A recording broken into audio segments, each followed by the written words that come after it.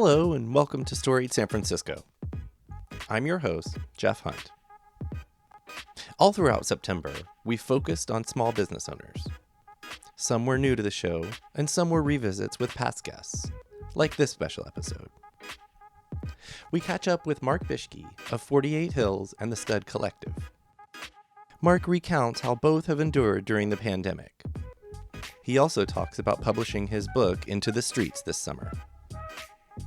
If you want to support local, independent journalism, go to 48hills.org for details. Here's Mark.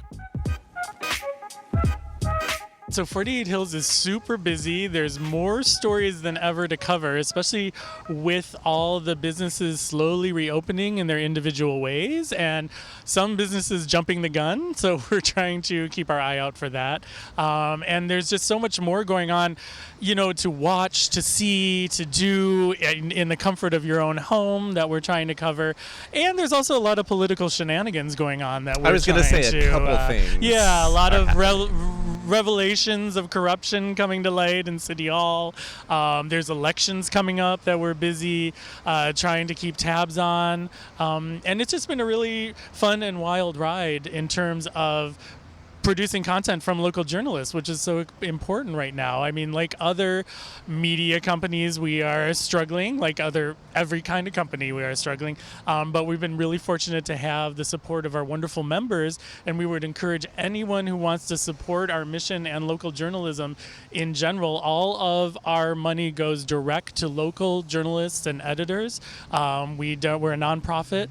You can come to our website, 48hills.org, and sign up to become a member at different levels, or drop a donation off and ding dong drop and run. And I love it. Fine.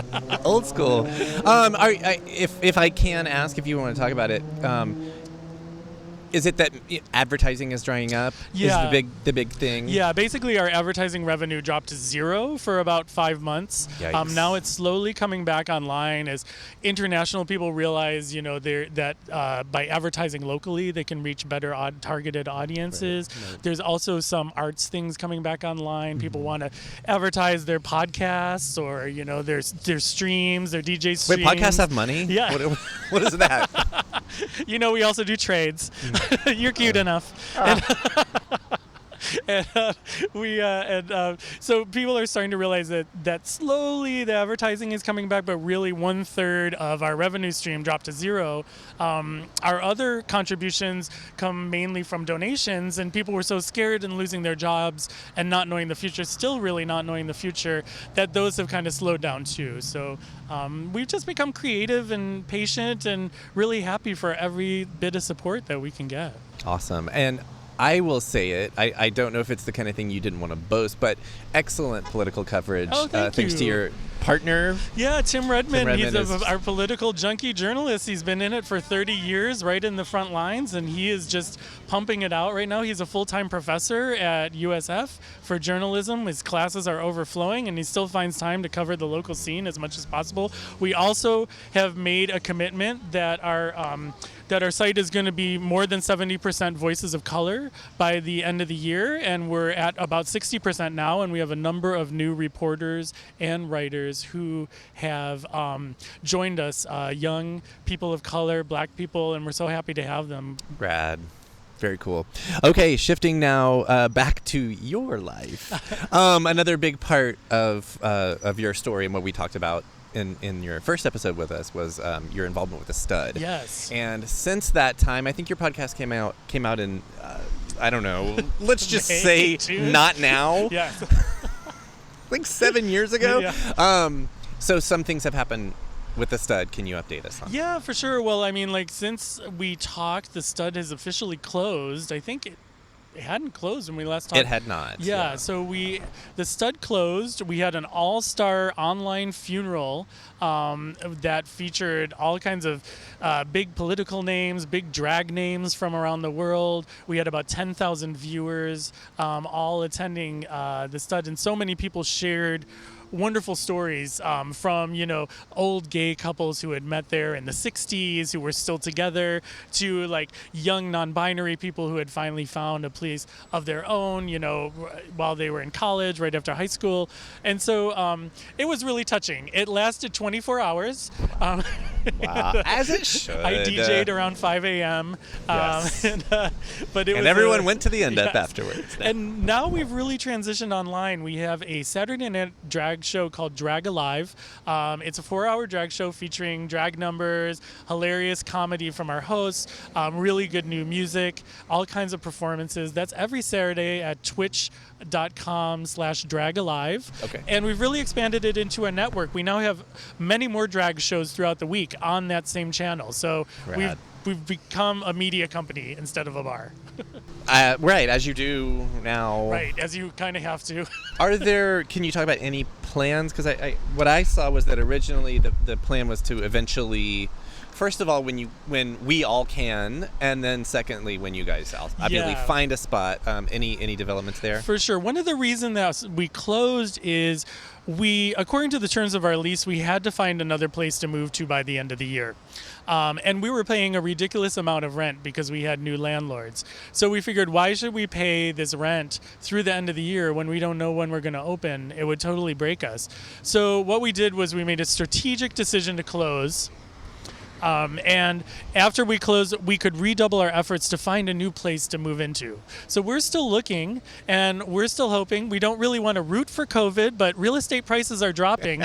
So, But it's a double-edged sword because you're like, stick around just long enough then for the prices, and then we get the cure, and we open, and everything's... we have a huge party where we can all celebrate. Everything's affordable again. Exactly. Yeah, okay. So y'all are kind of doing the dance of eventually watching the timing, but we've definitely still been checking out parts. We've got several irons in the fire. So. Okay, cool. So one more thing that I wanted to talk about that has happened in your life since we first got you on the podcast, and that is you have published a book. So yes, let's talk about it. I am so excited. I think a very timely Thank you. and very important. Yeah, which I haven't read yet. I'm advocating a book I haven't read. It's That's fine. My book is called Into the Streets, and it's a young person's visual history of protest in the United States. And it's basically the first book that's ever been written of its kind for young people or adults. So it's really something for adults as well. It's a very visual guide through more than 400 years of protest in the United States. Everything from slave rebellions and early resistance to colonialists by Native Americans, up through Greta Thunberg, and we're working on a second printing now that has the George Floyd uprising in it. It's been selling really well. We're going into a second printing and an update, and I've been getting letters from teachers all over the country about how much they appreciate this, because young people have seen so many of these images on TV, especially this summer, and haven't really had a historical context for them. So it's been a real joy to show them everything from the Tea Party, which they may be familiar with, through to the New Orleans Massacre of 1865, which they may never have heard of. So, right. I remember as a kid when I first learned or saw what a protest was like, before I learned that wasn't the first time it ever happened, and these things have context, and I think movements and protests feed off of each other, and for sure. So. Definitely one of the points the book makes is that these are all ongoing struggles. There's several themes, especially the theme of Black liberation. The thing that we saw this summer, this massive hopeful uprising, is really in part due to the deep work that Black activists have been doing for decades, from the Black Panthers right up through now, where people can go on the street and say things like Black Lives Matter, which is a direct descendant from Black Power. So, yeah. Okay, I guess let's end, if you can. How are you doing? Oh. I haven't asked anyone that dreaded fucking 2020 question. How are you? No, but really, how are you doing personally? Yeah, personally, I mean, I am falling on some old bad behaviors of overworking myself so I don't have to think about things. Just keep swimming and then you won't sink. But I'm definitely feeling a lot of the pressure that everyone is feeling right now, where there's just a deep sorrow of mourning, there's a deep uncertainty, and there's just a quiet moment alone means you either drop to the bottom of the pond or you refresh yourself. Who knows? So yeah, I feel that, believe me.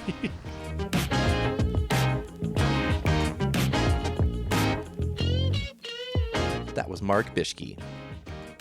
On the next episode of Storied San Francisco, we'll get to know 111 Mena owners Michelle Delaney and Alex Kivelstedt. Please join us for episode 35 tomorrow. Music for Storied San Francisco is by Otis McDonald. Photography is by Michelle Kilfeather. The show is hosted and produced by me. Michelle and I have produced more than 120 episodes over the last 3 years, and you can find them all over at our website, storiedsf.com. We're on Twitter, Instagram, and Facebook, as well as just about everywhere you can listen to podcasts. Please subscribe to stay up to date on all the content we publish. And if you have any feedback for us, or you just want to say hi, our email is storiedsf@gmail.com. Thanks for listening. Stay strong, stay safe, and stay healthy.